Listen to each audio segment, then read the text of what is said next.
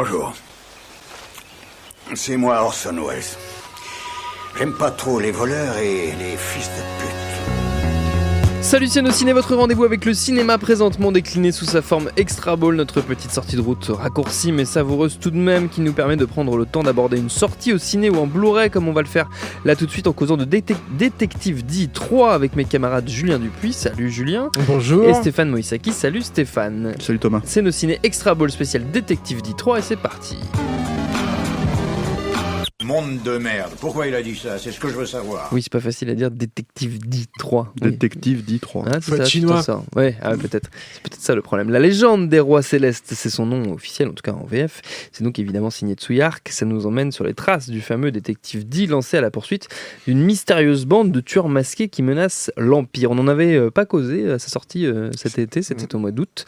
Donc on le rattrape pour sa parution en Blu-ray. Ce sera chez M6 Vidéo. Qu'est-ce qu'on peut dire? Et l'Arabia, c'est N6 qui distribue, je crois, et c'est l'Arabia qui édite. Non, mais il faut le dire parce que l'Arabia fait un gros travail éditorial. Et là, en l'occurrence, en plus du film. Ils avaient fait Memories of Murder, si je me rappelle bien. C'est ça, exactement. On en avait déjà parlé dans un de nos ciné ensemble. Et en plus, là, il faut aussi le signaler. Il y a une interview exclusive. Ils sont allés faire une interview exclusive de Tsuyark qui dure une vingtaine de minutes. Qui, alors, moi, n'est pas totalement satisfaisante. C'est un peu dommage. Il y a des sujets sur lesquels j'aurais aimé le voir intervenir. Mais ça reste quand même Tsuyark qui parle pendant 20 minutes, sous-titré. Et ça, c'est génial. Très rare, c'est super. Il faut en profiter. Bon, sur le film, qu'est-ce qu'on peut dire, Stéphane?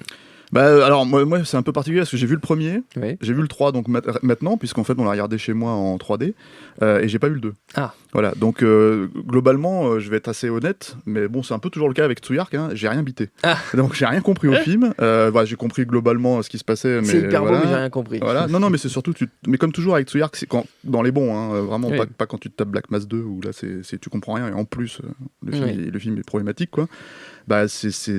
T'en prends plein la gueule en fait. Dans les bons comme Piège à Hong Kong par exemple. Le Piège à Hong Kong, déjà je comprends mieux le film. Voilà. Mais c'est parce que moi je m'identifie à Van Damme.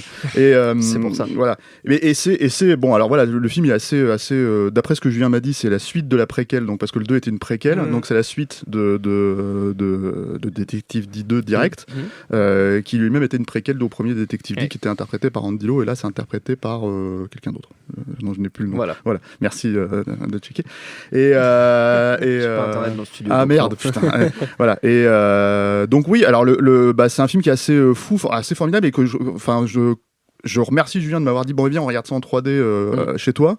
Parce que, effectivement, comme on l'avait déjà constaté avec la bataille de la montagne du Tigre et ce genre de choses, en fait, la 3D chez Tsuyark, c'est vraiment quelque chose d'absolument formidable parce qu'il est extrêmement expérimental. Et dans moi, ce que j'aime dans la 3D, c'est-à-dire que il y a quelques jaillissements et ce genre de choses, mais c'est pas ce qui est le plus flagrant, en fait. Il y a notamment... il en fait quelques-uns, mais en fait il fait un peu plus que quelques-uns. Non mais il en fait, mais ce qui est vraiment intéressant dans la construction de la mise en scène de Tsuyark, c'est pour ça qu'en fait quelque part j'ai rarement de soucis à suivre l'histoire et je peux lâcher prise sur ça tant qu'en fait il fait le reste. Et c'est vraiment en fait dans sa construction de mise en scène, c'est la façon dont il va jouer avec ces éléments-là. Par exemple, il y avait dans The Blade, j'ai la mémoire en fait d'un raccord en fait si tu veux d'un foulard qui tombe au tout début du film, qui est une scène totalement anodine dans The Blade, et dont tu te souviens en fait juste parce que la façon dont il va raccorder au montage en fait les deux plans qui font tomber le foulard au sol te donne un sentiment en fait de recevoir, enfin d'être la personne qui est censée recevoir ce foulard là. Et quand il joue avec ça avec la 3D, c'est ça qui est assez formidable. Il y a notamment au tout début du film, c'est pareil, c'est quelque chose de totalement anodin, où il va jouer en fait sur le rack focus, c'est-à-dire en fait en gros il va faire le point sur un plan en 3D, couper au montage en fait et faire le plan suivant en fait où le point sera fait ailleurs, et en fait c'est la 3D qui va compenser la profondeur de champ, et c'est absolument incroyable en fait la façon dont ce que tu ressens en voyant ça en fait tout simplement, même si encore une fois c'est des éléments de pur langage cinématographique auxquels en fait moi je sais que je suis sensible, je pense que Julien est sensible aussi, mais c'est vraiment ces choses là. Il y a pareil une conversation faite à travers un rideau, c'est-à-dire et toi t'es de l'autre côté du rideau, mais avec la 3D en fait l'idée est complètement simple, hein, mais t'as vraiment l'impression d'être derrière un rideau et d'écouter en fait d'espionner une conversation. Un rideau un peu translucide, c'est-à-dire que tu vois à travers le rideau. Et du coup, tu as t'as le rideau qui a un certain plan en fait de profondeur, et t'as encore de la profondeur derrière. C'est-à-dire qu'il joue avec la transparence, qui se fait très peu en fait. Voilà, et c'est tous ces éléments en fait avec lesquels il joue. Alors, ce qui est vraiment dommage, c'est que tu le ressens en fait visuellement que le film a été tourné aussi en 48 ou 48 images secondes. Donc tu vois qu'il y a quand même des pertes. T'as des plans qui trament, t'as ces choses-là. C'est pas aussi flagrant que quand tu regardes par exemple Billy Lynn dont on avait parlé, je crois, d'Angly, où là vraiment en fait t'as une déperdition totale parce que tu passes de 120 images à 24. Là c'est pas aussi flagrant que ça, mais malgré tout tu le sens dans les maquillages, tu le sens dans la lumière en fait, tu le sens dans toutes ces choses-là, et c'est d'autant plus dommage que quand justement en fait t'as cette compensation avec la 3D et que ça fonctionne, et tu te dis putain, j'aurais vraiment aimé voir le film jusqu'au bout en fait dans la façon dont il a été conçu, tourné par Tsuyark, parce que je pense que c'est ce qu'on dit finalement assez rarement maintenant sur ce genre de choses-là, c'est que oui, en fait, on connaît tous le cinéma en 24 images secondes, ça fait une centaine, enfin plus de 100 ans maintenant que c'est la norme, à peu près. Et le truc, c'est que ce qui se passe, c'est qu'on est habitué à ce format-là, mais quand le film n'est pas tourné dans ce format-là, je pense que la déperdition, elle est évidente. Et mine de rien...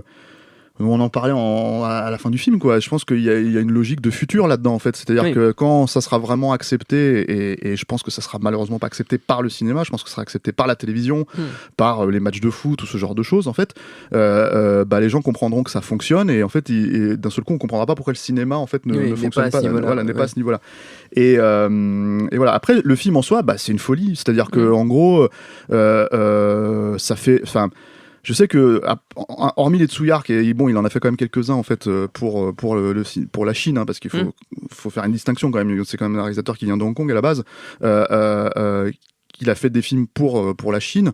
Il y a une grosse, il y a une grosse distinction entre les films festifs tels que Hero dans les années 2000, Le Secret des Poignards Volants, ce genre de choses en fait qui sont extrêmement empoulées. Moi, je trouve extrêmement. Même Monster Hunter pour prendre des choses plus récentes. Qui sont vraiment, qui sont des films empoulés. Là, c'est des films qui, certes, encore une fois, larguent le spectateur assez régulièrement, hein, comme c'est une habitude chez Tsuyark, tu vois, mais qui en fait le rattrape en lui proposant des trucs que t'as jamais vus au cinéma, tu vois, tout simplement. Enfin, des trucs complètement dingue. Il y a un combat final entre un singe géant totalement improbable et une espèce de Bouddha multi.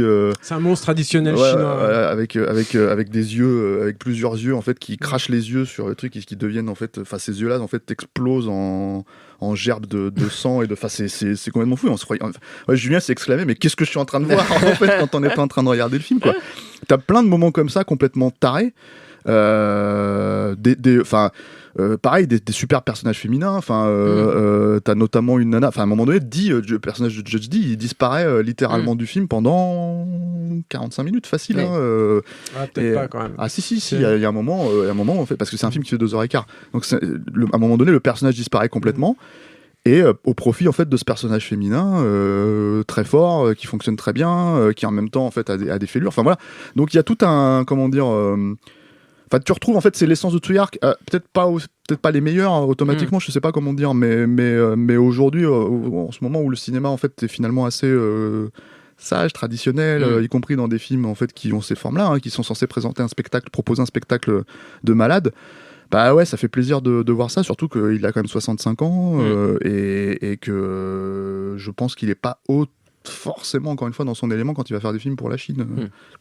Donc, voilà. Mais je peux peut-être rebondir là-dessus. En fait, ce qui est intéressant avec Dee, il y a plusieurs choses qui sont intéressantes avec Dee. Moi, j'avais trouvé que le premier était pas un très bon. Enfin, c'est pas que c'était pas un bon film, c'était un film plutôt agréable, mais c'était pas un film pour Tsuyark. Tsuyark, c'est pas un mec cartésien. Ce qui veut pas dire que c'est pas un mec cérébral. Hein. C'est un mec qui réfléchit énormément, peut-être trop même, qui est extrêmement brillant. On le sait tous, quoi. Qui est extrêmement cultivé, qui est curieux de tout. Et voilà. Mais le problème, c'est que le premier film, c'était vraiment dans la tradition des récits de Dee, c'est-à-dire que c'était une espèce. Dee, ça reste une espèce de Sherlock Holmes local, super brillant, quoi. Et du coup, le premier restait dans ce cadre de il y a un crime apparemment insoluble, comment on va le résoudre? Alors il y avait quelques biais, il y avait de temps en temps des scènes dans le premier où tu disais il y avait la folie déjà. Je crois que le directeur le chorégraphe des combats sur le premier, c'était Sammo Hung, si mes souvenirs sont bons, et du coup il y avait quelques chorégraphies de combat qui étaient vraiment sympas.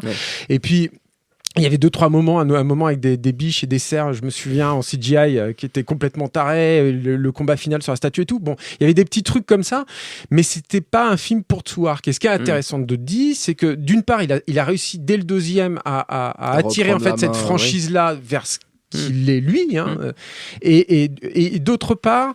Alors ça, c'est moi qui fais cette lecture-là, mais j'ai du mal à me dire que Tsouark, avec la duplicité qui est la sienne et qui est effective depuis le truc, n'y a pas pensé, c'est que je n'arrive pas à me dire que à travers cette saga-là, il n'y a pas un discours de Tsouark vis-à-vis de son rapport, lui, au gouvernement chinois.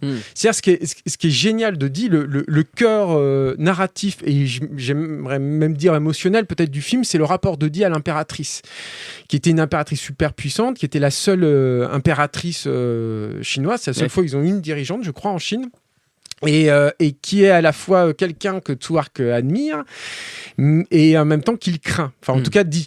Et tout le truc de Di, c'est que comme c'est un personnage qui est très intelligent, d'une part il est intelligent pour résoudre des crimes insolubles, bon alors ça sur le 2 et le 3 c'est tout à fait différent parce que il résout plus le truc en combattant des monstres géants que par son intellect.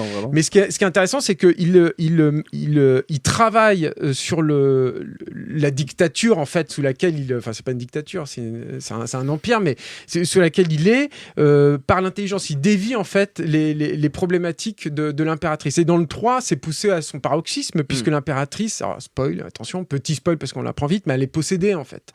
Donc elle agit encore plus mal qu'elle ne pouvait agir dans le deuxième film et dans le troisième. Et du coup, il y a une espèce d'éducation, comment dire, déviée en fait, de Di par rapport au personnage, et avec toujours des petits trucs qui sont un peu subversifs, mais ajoutés discrètement. Dans le 2, par exemple, il y avait un moment où Di arrivait à faire boire à tout un tas de gens très puissants de la cour de l'urine.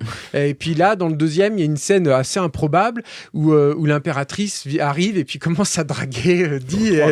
Dans le 3, dans le 3, elle est en train de draguer Di et tout, où à la fois le personnage est magnifique, reste magnifique, mais en même temps, bon, il y a un petit truc là qui est assez marrant. Donc ça, voilà, tout ça, c'est des grandes qualités. Le truc, c'est que moi, j'ai l'impression quand même, malgré tout, que d'une part, j'ai pas vu le film comme il aurait fallu. C'est-à-dire que c'est un film clairement à voir en IMAX aussi. C'est un film tourné aussi en IMAX. En fait, il faut les voir en Chine. Il faut aller en Chine pour les voir. C'est un film tourné aussi en haute fréquence. C'est-à-dire qu'il y a par exemple, il y a des plans d'effets spéciaux qui sont un peu limites. Et en fait, à la réflexion, je me suis dit, mais ça se trouve, il y a des animations, par exemple, qui sont super bizarres, notamment l'animation du singe.